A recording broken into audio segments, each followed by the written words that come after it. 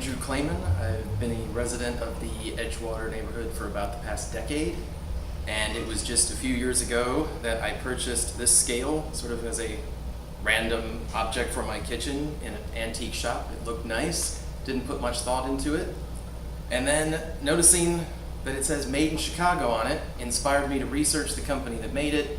I really enjoyed doing so, and a few years later you can see I got a little out of control and became the curator of my own Made in Chicago collection, which you can now see for the first time in a non-web capacity at the Edgewater Historical Society.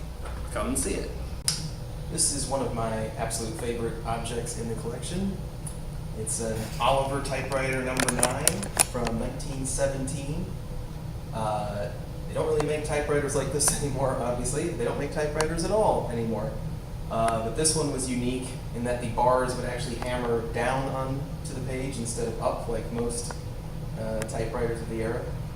So it sort of has this batwing outward design, like it's jumping out at you. Weighs about 25 pounds, so you don't want to be messing with it. This section of the exhibit is the toy, sports, and games. It's how kids found their entertainment over the last, or mid part of the 20th century. One of the more interesting ones is this Bambino baseball game, which is from the Chicago World's Fair in 1933. Of course, the Bambino was Babe Ruth, but he did not actually endorse the product. They just used his nickname to sell it. And it looks like it's a board game, but it was actually played with a real miniature bat and ball, which you would hit into the board, and it would move. This section on the left is our tools, workman's products. And on the right is the confection. Chicago, of course, one of the famous headquarters of many of the leading candy companies. So on the left here is sort of two parts of the exhibit combined, the cosmetics, shoes, and style section there on the top, and then the cameras and film. Some of the famous Chicago camera companies include Bell & Howell and Revere. On the right, you see the Edgewater specific manufacturers, which is still under construction a little bit, but you see the classic telephone there from the turn of the century, made by the Swedish American Telephone Company, which was out of Edgewater. The Zenith Radio, of course, Zenith began in Edgewater around 1919, and the Denoyer Geppert Globe, and they operate out of the same factory as Swedish American Telephone when they left that complex in the mid-20s.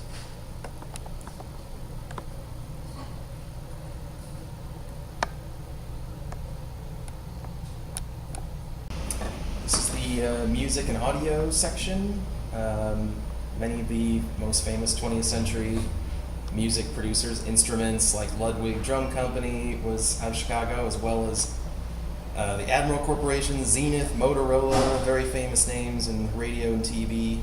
And you see the Chess Records there, the famous label that's produced many of the great blues, rock, R&B records of the 60s. One of the more bizarre stories in the exhibit is the Spartus Camera Corporation, which operated in the 30s and 40s. They had a marketing strategy where they sold the same camera molds under dozens of different names, not just brand names, but actual manufacturer names. And one of the key things was that they actually used names that were popular in other genres, like Remington, Underwood, names that were established that people had a connection with. And by slapping those names on cameras, they got a lot of lawsuits about it, but they also sold a lot of cameras and became a very successful company, using copyright laws and loopholes to their advantage.